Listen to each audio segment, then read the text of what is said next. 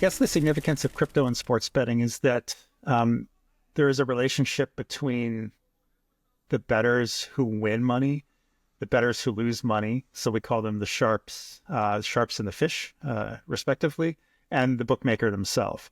The bookmaker wants to take the information from the sharp bettor, but they don't want to give the sharp bettor a single dollar. You don't want to take any money from sharp bettors. So what they end up doing is they ban your accounts 24/7. So if I win money, either I'm limited to, like on William Hill, I think I could bet like $4 or something like that, which is like not great because I need to bet a lot of money because the turnover has to be pretty big because you make max 3% ROI on your betting, right? So you have to bet a lot of money and you need a lot of volume. And so they limit you to $2 once they find out that you're a winner because they track all your bets. So you're constantly dancing in and out of accounts as a sharp bettor. So they're very hostile and caustic to sharp bettors. They don't want you to win. The fish, if you're I shouldn't swear. If you're a bad bettor, what happens is you're welcome. You're welcome. Bet whatever you want. Anything you want, we'll give you. We'll even give you 10% back on your losses sometimes. Like you can get that. So it turns out that the concept of winning is just not allowed in TradFi. And so in a smart contract environment, you are allowed to win because you can't stop it. It's programmatic, right? So code is law. That means that you can't ban or limit a winning bettor. And so it's conceptually a fair environment. It's just, it's PvP sportsbook versus the sharp bettor. And that's kind of what we would really like to be. I mean, if you're a bookmaker making all this money, you should be pretty good at setting the odds. And so if you're getting sauced, that's your problem. But, they kind of ban you. And so the relationship of crypto is the smart contract allows for a more fair environment. And the decentralization allows for lack of control of the central authority on setting prices as well. So you get better prices because you get many people who can make markets on something like BetDex Labs or something like that, which is on Solana. I think that was SBF, Sam Bankman-Fried's company on Solana, but still a very good idea because you can have many market makers come in and make the market. And now you see in Polymarket, that vision is really coming to life. So a very, very healthy relationship, crypto and sports betting. Provably fair. In your personal journey, what were the biggest challenges for you coming from this AI background and applying AI to sports betting? Oh, AI. Well, again, I can go on for 2 hours, but I'll give you the main problem. So the main problem is that your edge is constantly under attack. The industry is always getting smarter all the time. When I first started in 2010, I was 10 years ahead of everyone because I knew how to code neural nets from scratch. Very fast, very accurate, no mistakes. Very few, well, maybe not no mistake, a few mistakes. But then Python comes out. And then now everyone is a neural net, artificer. They can, magic up anything they want in a black box system and, get at least some kind of basic result.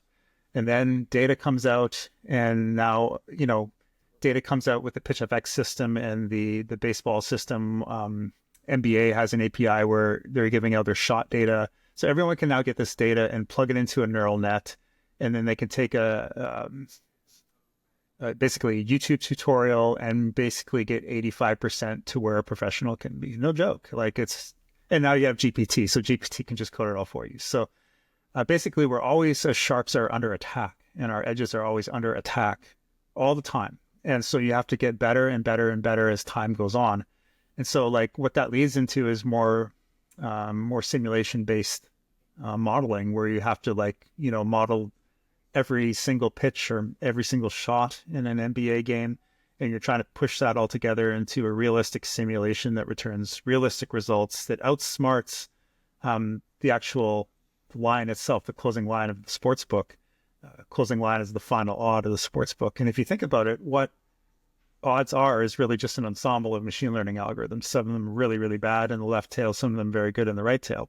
And so what you're going against as a sharp sports bettor is thousands and thousands and thousands of models in ensemble, giving the sports book an average odd. And you have to be in the right tail of that, okay, of the distribution. You got to be in the right tail. And if you are, you win and you make a lot of money. If you're not, you're going to lose a ton of money real fast. And so that right tail has been shrinking and shrinking and shrinking over the year. Now it's very, very small, and only very few of us can actually win. And so that's very challenging. And so what that does is it leads you into very, very challenging environment where we're dealing with what's called small data models. So all these models that you see built, like LLMs, like things like Shoots, like LLMs and voice models, these come inherent with extremely large data sets or weights computed from large data sets that you can copy and then resell as resold inference, basically, which is not a bad business. I'm just saying that's what they're doing. Very important question, and a question I don't see a lot of subnets really thinking about too much, but it's real. Is it possible then to actually attract the best miners in the world? Because if you had the best sports betting model, why make it accessible to others? Why not you just exploit it yourself? Yeah, that's a very good idea. Definitely, I wouldn't have come on to Subnet 41 if I didn't have any financial interest in doing such a thing. I don't think that one of the things that I criticize Jacob, the owner of, or the inventor of Bittensor a lot on is the fact that if miners aren't making enough money from their efforts, because the Tau price keeps getting depressed. Are we allowed to talk about price here? Is that okay? Yeah. You can talk about whatever you want here.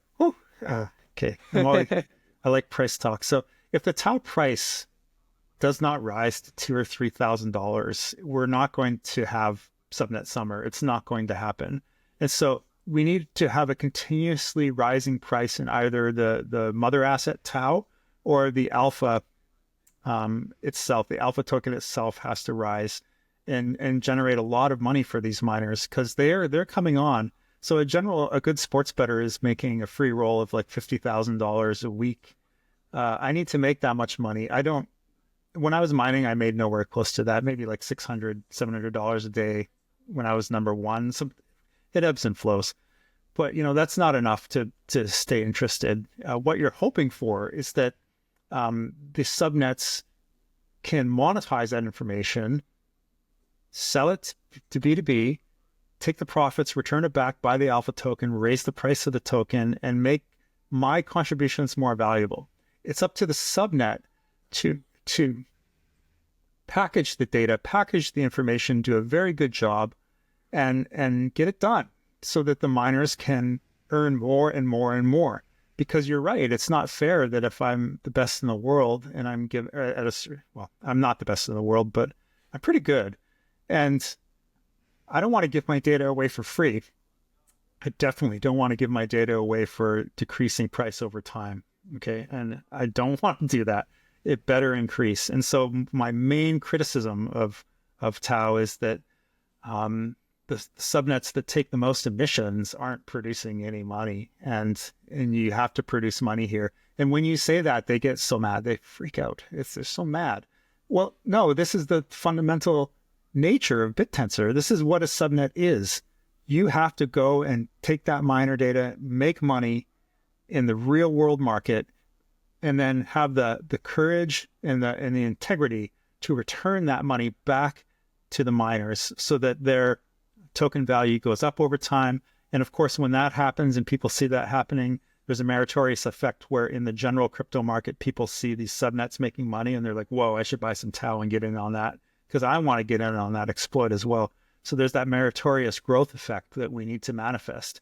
That does not happen when subnets are not focused on profitability, or not enough weights are going to those that are focused on profitability to support the science experiments, and which is basically most of Tau. It's just science experiments with no market.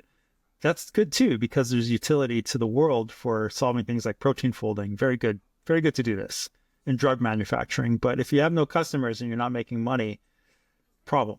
The problem is that generally our ecosystem is going to fizzle out and scale out and become flat, and that there's no real profitability going on. We really need that to happen for Bittensor to grow. Sorry, I'm going on a bit of a diatribe here, but it's like very important that this happens. And so for Subnet 41, this is why we're so hot on it, why I'm hot on it, because I know the team is using the information to not only bet and deploy in a market, and not only to do interactions with B2B customers. I'll leave that to them to announce that and stuff like that. But there's some stuff going on. We want that money to return back into alpha purchases, constant alpha purchases, so that people can realize their value of mining the token, basically. And so that's the meritorious effect that should be generated.